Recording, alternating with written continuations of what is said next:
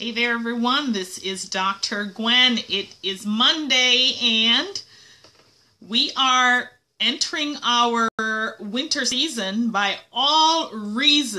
I mean, it is feeling really chilly around here, but I am not complaining because I prefer to bundle up and get nice and toasty than I do to try to get myself cool. So this is perfect weather for me.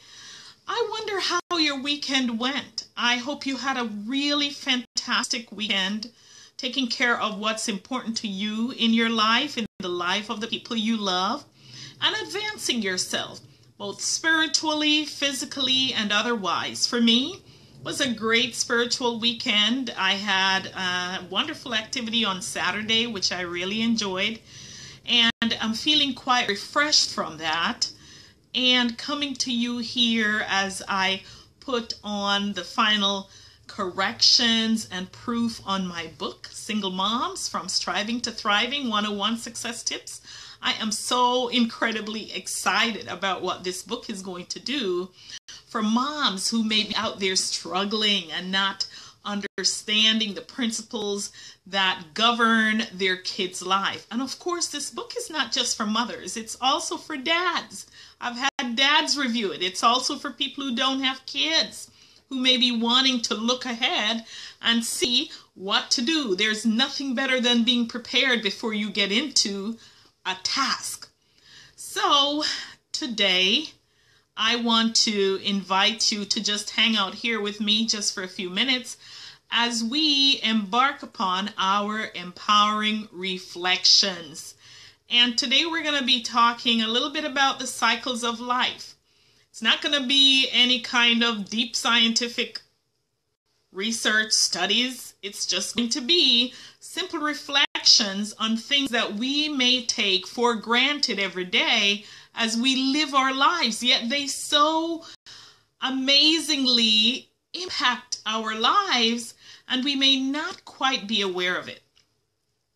Now, like me, you might have been involved in some psychology classes in your earlier days. You know, they make you do some of these courses that you are not measured in. But for me, having been trained as an educator, it was important for me to have those psychology lessons and to understand how it impacts the people that I was going to be interacting with. For example, the kids and others. And during the classes, we learned about the developmental stages of children. And we know about the infancy stage and the stage when they get to 6 months or maybe 4 to 6 months when they start. Some of them teething at 6 months when they're able to recognize faces. At that time too when they may start crying if a stranger picks them up because they know now mom's or dad's faces. And all of those different phases we go through to adolescent and to adulthood, and then finally in the geriatric stages when most people consider themselves to be once a man, twice a child. Now, those stages are unique to us as humans. And I'd like to also suggest that as a part of this entire universe, we all have a level of interconnectivity among ourselves and with others. I'm not going to share this experience with you again, but I told you about a pear tree that I had that I was able to infuse some love and attention to and got back a massive yield that was so incredibly abundant that we had never had before. So what I'm sharing with you is just a simple thought, an idea that we are all interconnected at the atomic level. We are the same. We are like one big puzzle, the universe, and every single one of us comprises a piece of that puzzle called universe. And we are interconnected in that way, so much so that our thoughts can influence not just the people around us and in our lives, but also the things around us like plants and animals and those types of things. Now, in case you think that this may sound too far-fetched, I want to share with you a result of a research study that was conducted. And there are several of these studies that were around, but Dr. Samoto is a Japanese scientist, and he conducted studies on water and the crystals in water, whether the water was contaminated or whether it was pure. And what he discovered was that the crystals in the water that were pure were perfectly formed in perfect geometric forms. And the ones that were contaminated were just really random and ugly. And so he decided to conduct a research study. And he gathered water from different places and subjected the water to a few effects. Number one, he spoke and thought positive things towards that beacon of water. Then the next beak of water, he would say ugly things to. The next one, they would play music to. The next one, they would pray for. And what they realized is the form of the crystals in the water when it was frozen took on a different form depending on what was being done to the water. The thoughts actually did change the formation of those crystals in the water so that they either looked beautiful and geometric if it were a positive thought, or random and ugly if it were a negative thought.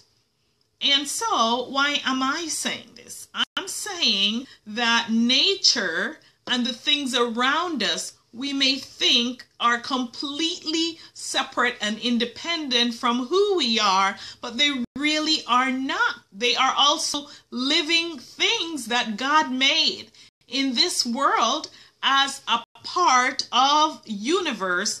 We also contribute our thoughts collectively, impacting these things around us. Now, just as much as there is fall and winter and spring and summer, and nature goes through cycles, so we also go through cycles in our own individual lives. We may think that those cycles are completely random and independent of us, but now they have shown from research that even the moon, whether it's a full moon or whatever it is, impacts our whole individuality as humans. And not just that, you know, the whole changes from winter to summer. Some of us can definitely feel the impact of that. So what I want you to cue into is the fact that we are all a part of this whole universe. We're all interconnected, and the thoughts that you put out, the things that you do, whether good or bad, will eventually come back full circle to impact not just your life, but everybody else's life. So what does that mean? Put out good, positive thoughts and energy. That will impact the quality of the life that you get and the impact that you put out there for the other people around you. Then there's this cycle. I studied about the ultradian rhythm, and this one has to do with you personally, your restful state. And our bodies go through all kinds of cycles, but the one that I want to focus on is the rest and sleep cycle. Simply because if we're not in our best and healthful self, then none of what I'm saying matters. So we have to start with ourselves first, taking care of who we are and doing the things that we know will impact our health so we can show up positively for the other people in our lives and those around us. Now, the ultradian cycle suggests that our bodies go through waves of 90 to 120 seconds ebb and flow.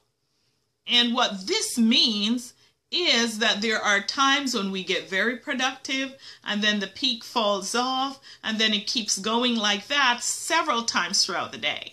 Now, what the studies suggest is that during those times when it dips, your body can benefit the most if you take a 15 to 20 minute break.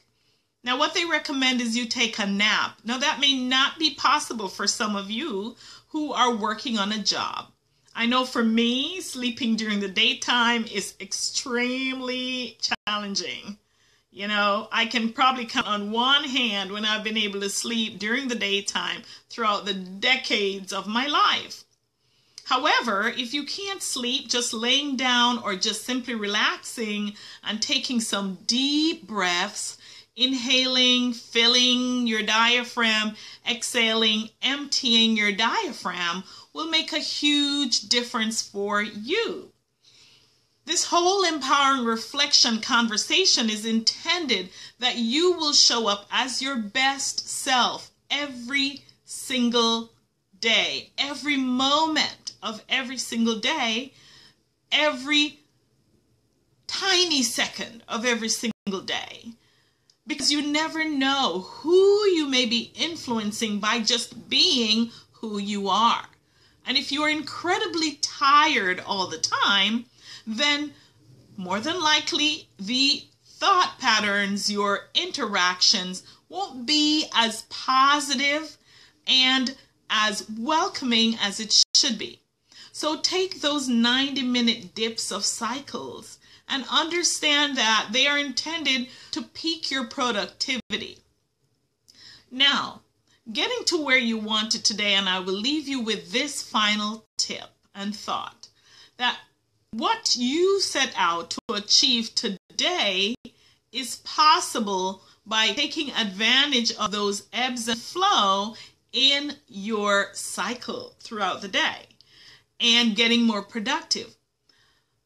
Also, keep in mind that it's really, really important that you focus on the end goal of what you want to achieve.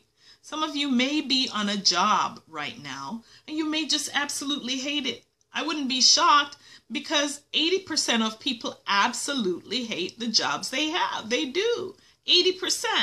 But if you're on that job, don't kill yourself wishing for something more and dragging yourself out every day with this horrible thought of, oh my God, I can't wait to get out of here. You've got to flip that mindset and find that thing that you love to do. And as you go on that job and do the stuff on the job, begin to lay plans for that thing that you want to do. So you're not aggravating yourself and exhausting yourself from the worry and the anger and the pain and the hate of what you are doing right now. So I've said a mouthful and I've hit a bunch of topics on the cycles of life. First thing is, remember this, that just as with nature goes through cycles, you go through a cycle. You are no different than nature. You're human, yes. You've got that intellectual capacity, yes. But by virtue of being a part of this universe, every single fluctuation in the universe, in nature, also impacts you because you're a part of this whole. So your moods may swing, life may take on different cycles, and so will your successes and your opportunities.